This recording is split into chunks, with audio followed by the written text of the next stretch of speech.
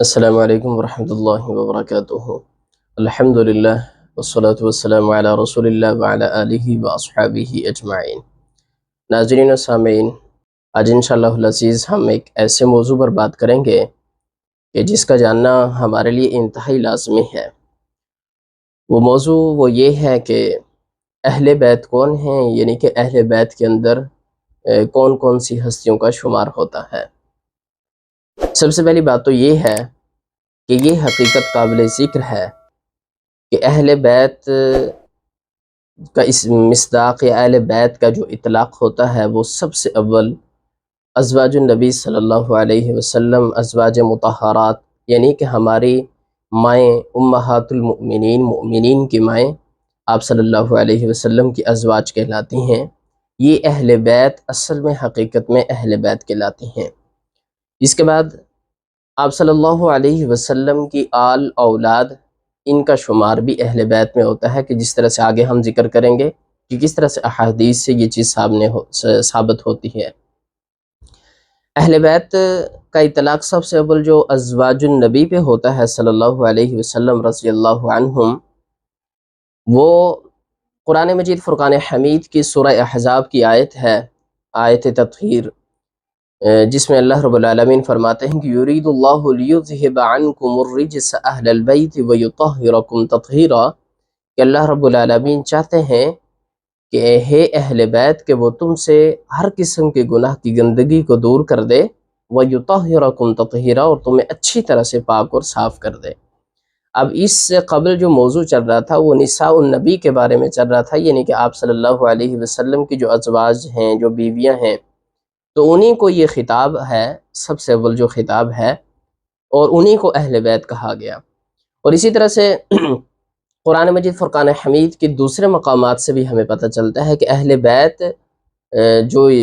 اس کا استعمال کیا گیا وہ ازواج النبی، یعنی کہ ایک اور نبی حضرت ابراہیم خلیل اللہ، ان کی جو بیوی تھی ان کے لیے بھی استعمال کیا گیا، کہ جب ان کے پاس فرشتہ آیا تو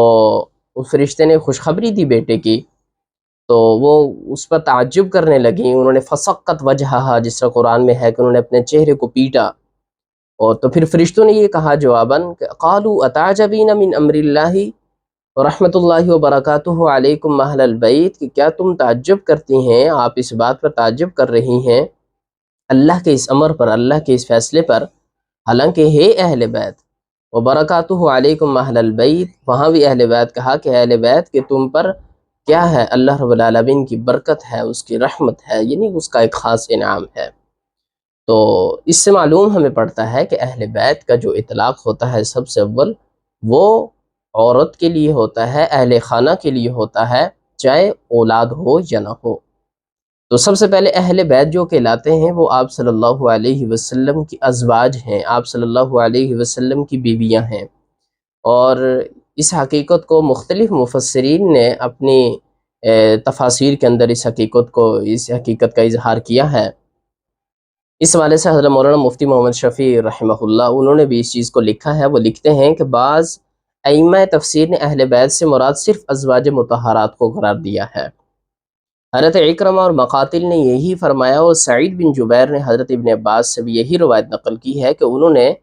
آیت میں اہل بیت سے مراد ازواج مطہرات کو قرار دیا، اور استدلال میں اگلی آیت پیش کی، وَاذْكُرْنَ مَا يُتْلَى فِي بُيُوتِكُنَّ مِنْ آيَاتِ اللَّهِ وَالْحِكْمَةِ۔ اور اسی طرح سے حضرت اکرمہ تو بازار میں منادی کرتے تھے کہ آیت میں اہل بیت سے مراد صرف ازواج مطہرات ہیں، کیونکہ یہ آیت انہی کی شان میں نازل ہوئی، اور فرماتے تھے کہ میں اس پر مباہلہ کرنے کے لیے تیار ہوں۔ لیکن حدیث کی متعدد روایات کہ جن کو ابن کثیر نے اس جگہ نقل کیا اور اس پر شاہد ہیں کہ اہل بیت میں حضرت فاطمہ، حضرت علی، حضرت حسن اور حسین بھی شامل ہیں۔ مسلم کی حدیث ہے کہ حضرت عائشہ صدیقہ رضی اللہ تعالی عنہ روایت کرتی ہیں کہ اللہ کے نبی صلی اللہ علیہ وسلم ایک دن صبح کو نکلے، اور آپ صلی اللہ علیہ وسلم نے کالی چادر اوڑھی ہوئی تھی، نقش دار، تو آپ صلی اللہ علیہ وسلم کے پاس اسی اثناء میں حضرت حسن آئے، تو آپ صلی اللہ علیہ وسلم نے انہیں اس چادر میں لے لیا، پھر حسین آئے، پھر آپ صلی اللہ علیہ وسلم نے انہیں بھی اس چادر کے اندر لے لیا، اور پھر حضرت فاطمہ الزہرا رضی اللہ تعالی عنہ، تو آپ صلی اللہ علیہ وسلم نے انہیں بھی اپنی اس چادر کے اندر لے لیا، اور پھر حضرت علی المرتضیٰ رضی اللہ تعالی عنہ آئے تو آپ صلی اللہ علیہ وسلم نے انہیں بھی اپنی اس چادر کے اندر لے لیا، اور پھر قرآن کی یہ آیت تلاوت کی، اعوذ باللہ من الشیطان الرجیم، انما یرید اللہ لیذہب عنکم الرجس اہل البیت ویطہرکم تطہیرا۔ اور ایک اور روایت کے اندر ہے کہ اللہ کے نبی صلی اللہ علیہ وسلم نے یہ دعا کی، اللہم ہؤلاء اہل بیتی، کہ اللہ یہ میرے اہل بیت ہیں۔ تو آپ صلی اللہ علیہ وسلم نے ازواج النبی تو ہوئی اہل بیت، آپ صلی اللہ علیہ وسلم نے اس آیت کے تحت ان شخصیات کو بھی، ان ہستیوں کو بھی، حضرت حسن حسین، علی اور فاطمہ رضی اللہ عنہم، ان کو بھی اہل بیت کے اندر شامل کیا۔ تو دوسرے نمبر پر یہ بھی اہل بیت کے اندر شامل ہیں۔ اور اسی طرح سے آپ صلی اللہ علیہ وسلم کی جو اولاد ہے وہ بھی، ان کا شمار بھی اہل بیت کے اندر ہوتا ہے۔ آپ صلی اللہ علیہ وسلم کی جو ذریات طیبات ہے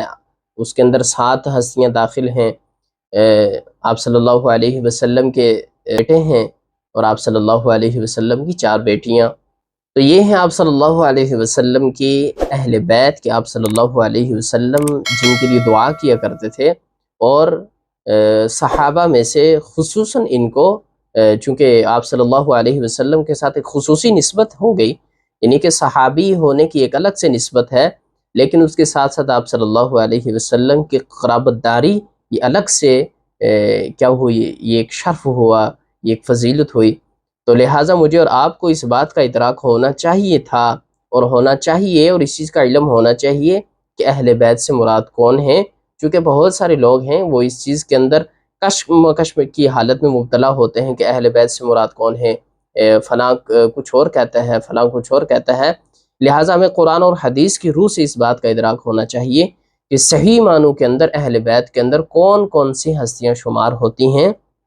اور وہ کون کون سی ہستیاں ہیں کہ جن کو ہم اہل بیت کہہ سکتے ہیں، اور آپ صلی اللہ علیہ وسلم کے خاندان کے ساتھ ان کا ایک خاص نسبت اور تعلق ہے۔ ہم اللہ رب العالمین سے دعا گو ہیں کہ اللہ رب العالمین مجھے اور آپ کو قرآن و سنت کا فہم نصیب فرمائے۔ وما توفیقی الا باللہ۔